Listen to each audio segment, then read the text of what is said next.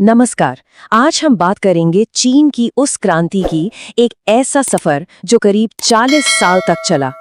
इस दौरान चीन एक पुराने बिखरते हुए साम्राज्य से निकलकर एक ग्लोबल पावर बना। ये कहानी है एक ऐसे भूचाल की जिसने वाकई दुनिया का नक्शा ही बदल कर रख दिया। सोचिए 20वीं सदी की शुरुआत में चीन को क्या कहा जाता था? एशिया का बीमार आदमी। सालों के अंदरूनी झगड़ों और बाहरी ताकतों के दबाव ने ना इस महान सभ्यता को बहुत कमजोर कर दिया था।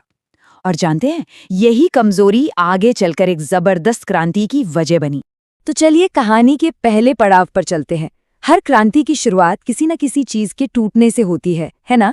चीन में शुरुआत हुई एक पूरे साम्राज्य के अंत से, सदियों पुराने मांचू राजवंश के गिरने से। देखिए, सदियों से चीन पर एक शाही सिस्टम का राज था और मांचू राजवंश समझिए इसकी आखिरी कड़ी थी। लेकिन अब तक आते आते ना भ्रष्टाचार, भुखमरी और विदेशी ताकतों की दखल अंदाजी ने इस साम्राज्य की नींव को, कह सकते हैं, बिल्कुल खोखला कर दिया था।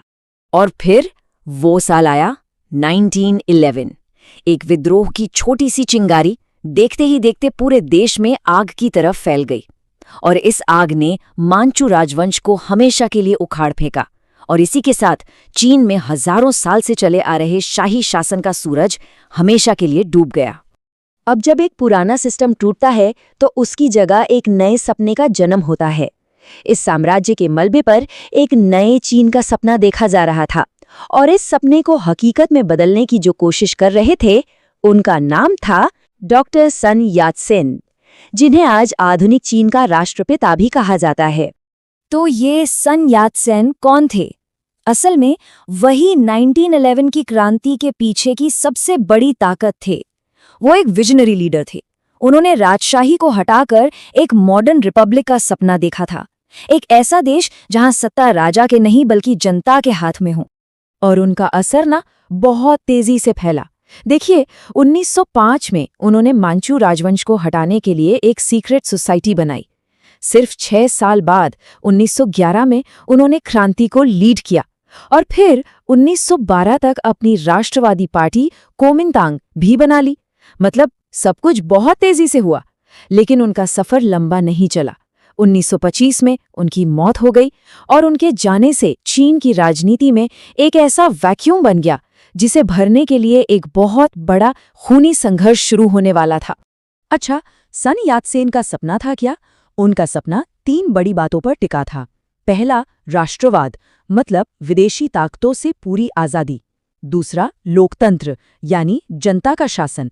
और तीसरा, सामाजिक न्याय, जिसका मतलब था कि देश के संसाधनों पर सबका हक हो। यही वो बुनियाद थी जिस पर वो एक नया चीन खड़ा करना चाहते थे। लेकिन जैसा कि अक्सर होता है, सन यात-सेन के जाने के साथ ही उनके सपने पर दावेदारी की एक जंग छिड़ गई। अब चीन का भविष्य 2 ऐसे नेताओं के हाथों में था जिनकी मंजिल तो शायद एक थी, लेकिन रास्ते बिल्कुल अलग थे।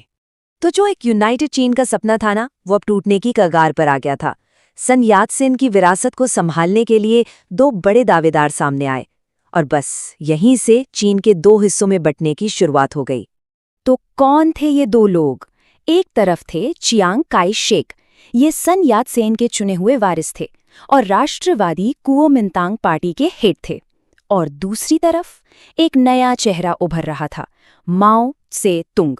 वो कम्युनिस्ट पार्टी के झंडे तले देश के करोड़ों किसानों को एक नई ही क्रांति के लिए तैयार कर रहे थे। चियांग चाहते थे एक मिलिट्री लेड राष्ट्र, जबकि माओ की नज़र एक ऐसे कम्युनिस्ट चीन पर थी जहां जमीन और सत्ता किसानों और मजदूरों के हाथ में हो। बिल्कुल अलग सोच। और 1928 आते आते ये जो विचारों की लड़ाई थी ना, ये एक भयानक सिविल वॉर में बदल गई। ये कोई छोटा मोटा झगड़ा नहीं था। ये एक ऐसा संघर्ष था जो अगले 20 सालों तक चीन की धरती को खून से लाल करता रहा, और आखिर में इसी ने देश का भविष्य तय किया। तो अब हम इस कहानी के आखिरी हिस्से में पहुंचते हैं, कम्युनिस्टों की जीत और एक बिल्कुल नए चीन का जन्म। 2 दशक मतलब 20 साल, इतने लंबे और विनाशकारी सिविल वॉर के बाद नतीजा अब बिल्कुल साफ था। जो राष्ट्रवादियों की सरकार थी वो करप्शन और लोगों के गुस्से की वजह से कमजोर पड़ चुकी थी, और इसका फायदा उठाया माओ के कम्युनिस्टों ने, जिन्होंने किसानों के जबरदस्त समर्थन से पूरे देश पर अपना कब्जा जमा लिया। और फिर इतिहास में दर्ज होने वाली वो तारीख आई, 1 अक्टूबर 1949। इसी दिन माओ त्से तुंग ने बीजिंग के मशहूर त्यानानानमेन स्क्वायर से एक नए राष्ट्र की स्थापना का ऐलान कर दिया। इसका नाम रखा गया पीपल्स रिपब्लिक ऑफ चाइना। वो क्रांति जो करीब 40 साल पहले शुरू हुई थी, अब अपने अंजाम तक पहुंच चुकी थी और दुनिया के नक्शे पर एक नया, बहुत शक्तिशाली कम्युनिस्ट देश उभर कर सामने आ गया था। तो इस नए चीन की कमान किसके हाथ में थी? मुख्य तौर पर 2 लोगों के। चेयरमैन बने माओ त्से तुंग और प्रधानमंत्री बने चाओ एन लाय। और सच तो ये है कि इन्हीं दोनों ने मिलकर आने वाले कई दशकों के लिए चीन की तकदीर लिखी। तो सवाल ये उठता है कि इस 40 साल की लंबी क्रांति ने आखिर चीन को क्या बना दिया? कैसे एक बिखरा हुआ, कमजोर साम्राज्य एक ताकतवर कम्युनिस्ट राष्ट्र में बदल गया? और सबसे बड़ा सवाल, इस बदलाव ने पूरी दुनिया पर क्या असर डाला? सोचने वाली बात है ना?